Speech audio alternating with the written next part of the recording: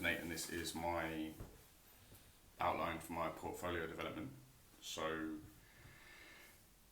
to start with, I kind of want to talk about my target audience, what it is that I want to get out of it, how I want to represent myself, because I feel like that's a major part of having a show reel and having a portfolio. So, I'm kind of like, my target audience is to do with and then I want to go into like what it says about me, how I'm gonna like what kind of content I'm gonna put in, and then how I'm gonna execute that so I get my final outcome. So my target audience is obviously independent music artists, brands, record labels, any kind of platform or any kind of brand that needs like social media attention, because I feel like that's something that I'm quite good at, managing their pages and stuff.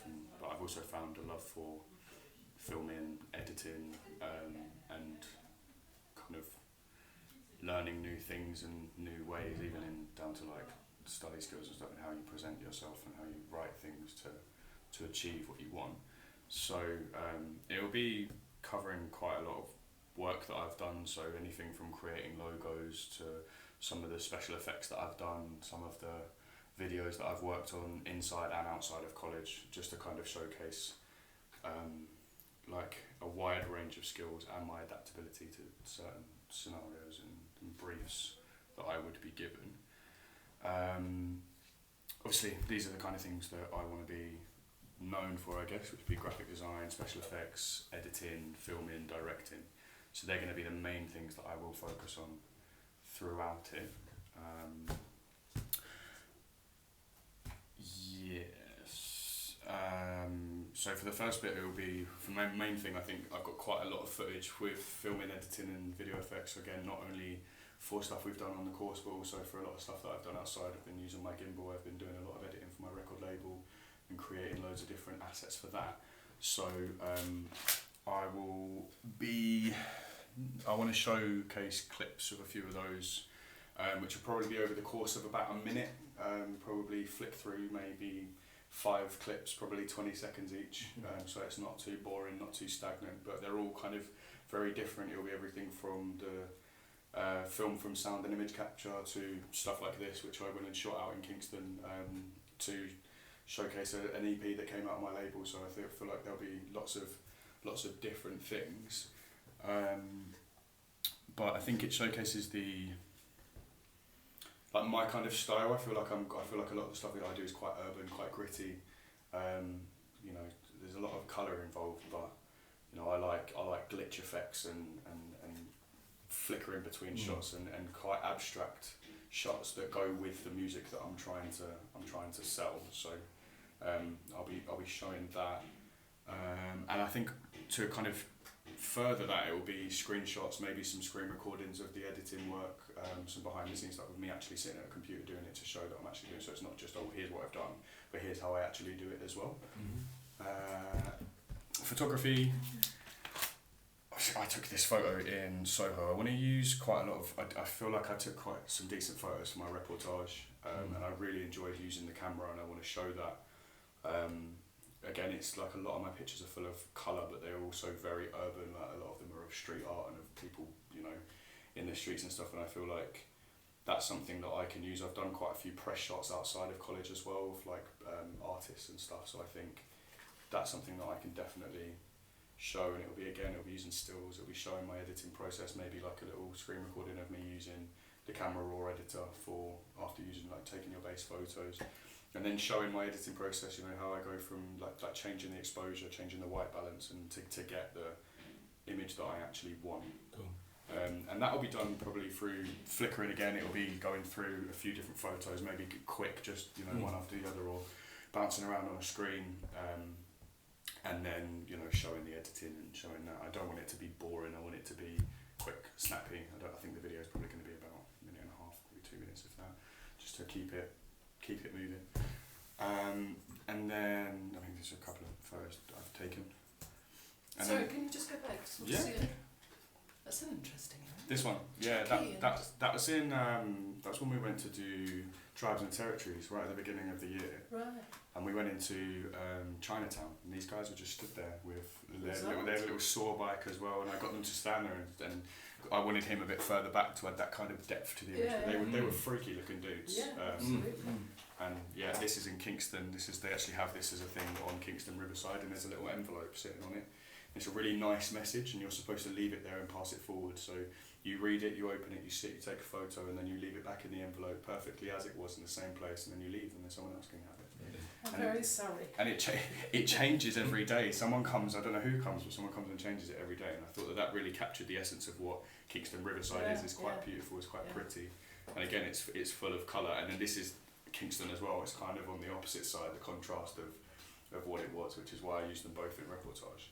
And I think by using those kind of photos there shows my ability to adapt for different kinds of scenarios and different kinds of situations.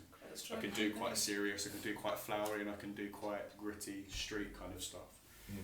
And then finally, I want to showcase graphic design. Graphic design and image manipulation is something that I want to pursue a lot further. I want to develop my skills, and I think I've had a lot of fun, and I've also developed a lot further over the course of this year, inside and outside of college. So I want to use a couple of my compositions from digital manipulation. For example, this was Picture of My Nan. This was completely changing the meaning of that. They weren't, Boris and two separate photos of Boris and Trump, and then put crowds behind them and just, made it tell a story that it wasn't quite telling, because I wanted to completely change the meaning of 4 different images, and that's what I got with it.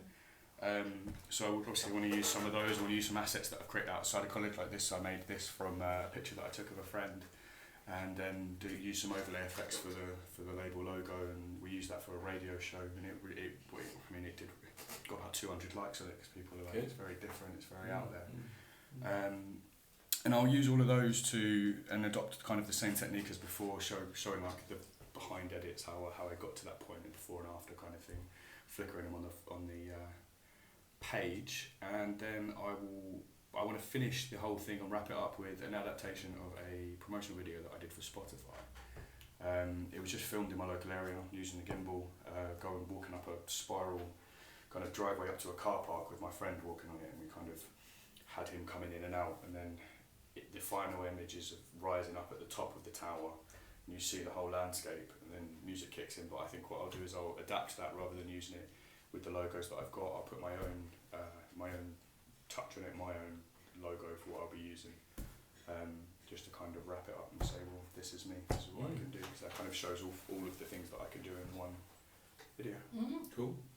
And that's where I'm at. Great stuff, good. Well, look, my first thought about it is that I think for the first time, when I've been looking at students' work, what I can see, I don't know if Sam agrees with me about this, because you've seen quite a few, is fantastic continuity between all the work you're showing us. Okay, cool. That, that's good from your point of view, because it's potentially very difficult to make a show reel where you're going from a comedic, animation to some real life kind of gritty reportage photography, and keep that continuity going. I think that you can do that with this, because I think there is a theme running through it, right? Yeah. So, so couple of questions for you. You how long did you think this show reel was going to be? 2 minutes, maybe less. I'm not really sure. I think I'll know once I've pieced together all of the video stuff. Yeah. Because I know there's going to be a fair amount, and I know that for the editing and the effects, I've said 5 videos, probably 20 seconds, but I think that might even be too long. I think it's dragging it out a little bit. 5 minutes, what, 20 seconds each? So 5 of them, 20 seconds each. I think that's dragging it out a little bit. That's 100 seconds. That's nearly 2 minutes. Yeah. Just that. My maths was completely off there. So that's what I'm saying. You will need to think about that. But then I think I could. I think that's adaptable, definitely. Definitely. I think that you'd be amazed that if we sat here and I said, let's all be quiet for 20 seconds, it's a long time. you would be amazed at how long it is, right? Especially a broadcasting second. Yeah. So I think that I wouldn't be at all amazed if you could find 5, 6 seconds, 7 collections. Yeah. I think I was being a little bit. And I think you need to be. Remember, this is going to be urban, gritty. It needs to be fast paced. Yeah, that's. So. I think I'll probably have. I didn't actually mention that I will probably have some form of drum and bass track as a backing track to it. To be fair. Okay. So it will be that upbeat. It's very me. It's very gritty. I think, and it will play very well to the theme that I'm going for. So. Because this is the other thing we've just talked about, Sam. Is that how do you produce an audio? I mean, the imagery speaks for itself. Yeah. What people aren't thinking about necessarily is the soundtrack. But then if you've got any, but in my opinion, like for example, if I'm using something that is drum and bass 174 beats per minute, if I do want it to be like quick, snappy, not stagnant, I'll probably try and do a lot of it so it kind of hits on beat. You've got to edit to it, haven't you? Yeah, so it will be, that will make you do it. But do you have to do that? You don't have to, but I think that would be very. I mean, it's something that I do day to day anyway as a music producer and a DJ. I'm always to the beat, so I think my OCD will probably kick in, and I'll probably start putting an image will come in or fade out as a drum hits or as a snare. But then I think that would just work with the overall music. If you're having something like that to go with it, and you want it to be snappy, if it goes with the beat, then it makes sense. So, do any of your clips, the short films, do they have dialogue?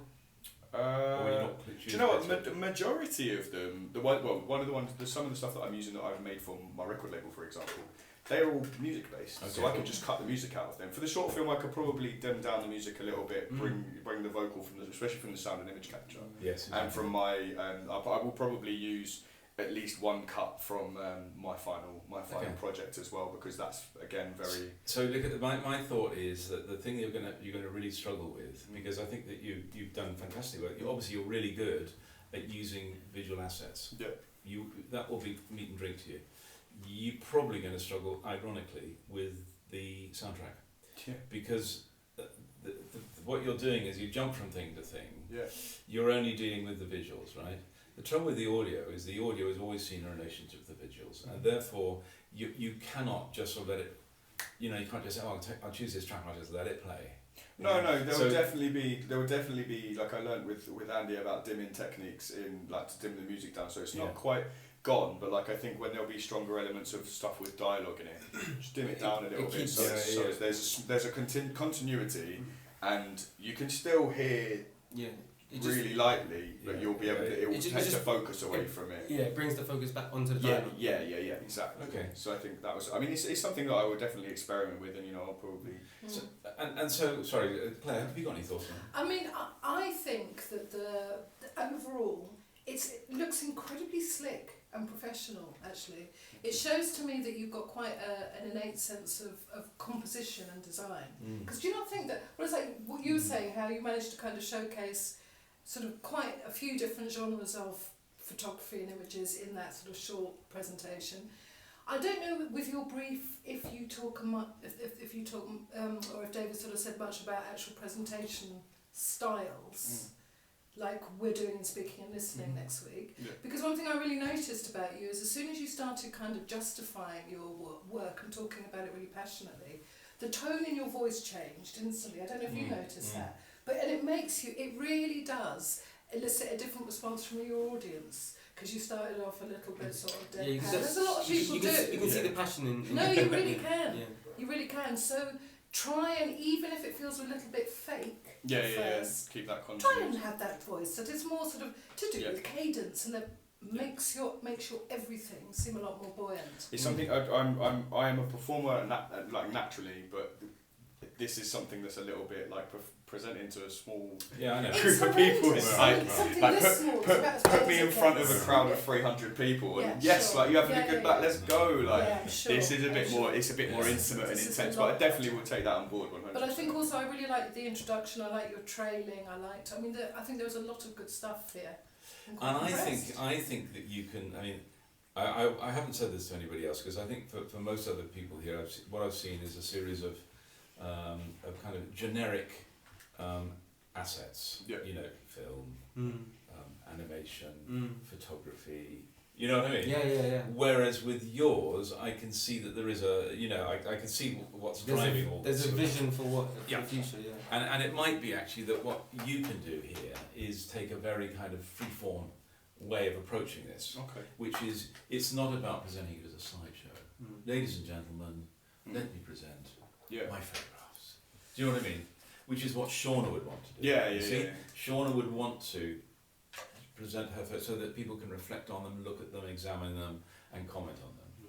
With yours, I suspect probably it's much more about the sort of the visceral feeling, about the theme, engagement with it. Yeah. So probably you could flash up your mum, not your mum, your grandmother. My nan, yeah. You could probably flash these images up, sort of, and you like the glitching, and you like the, so all that sort of stuff you could probably do and take quite a lot of risks with. Yeah. Yeah, in a way that, you know, Sam probably wouldn't. You know, Sam wants to do something else. He wants to present his work in a particular kind of way, which is appropriate for you.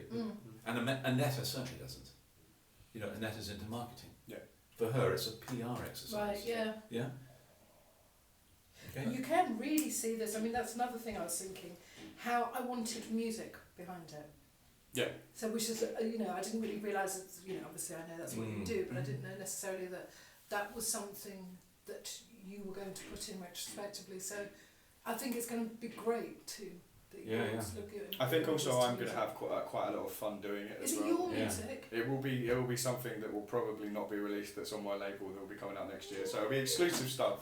Cool. That's exciting. Stuff I own the rights to, which is brilliant. So then I don't have to worry about that. No, on the exactly. show. Yeah. And you can put it up on YouTube and nobody's going to... Exactly. See That. you. Oh, what's this Yeah. tune? Yeah. Usually, can you send me dubs? Is usually the response you Yeah, get from good. tunes that no one's heard before. Okay, well, shall we leave it at that? Yeah. Thank you very much. No worries. Thank you.